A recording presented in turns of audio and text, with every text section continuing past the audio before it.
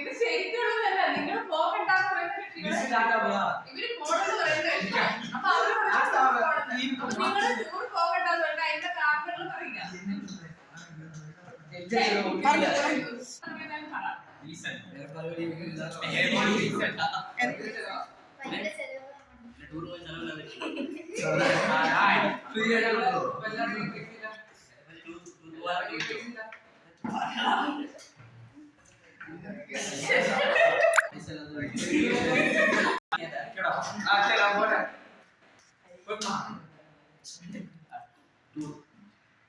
എന്താ ടൂർ പോവാതിരിക്കാനുള്ള പ്രശ്നങ്ങൾ?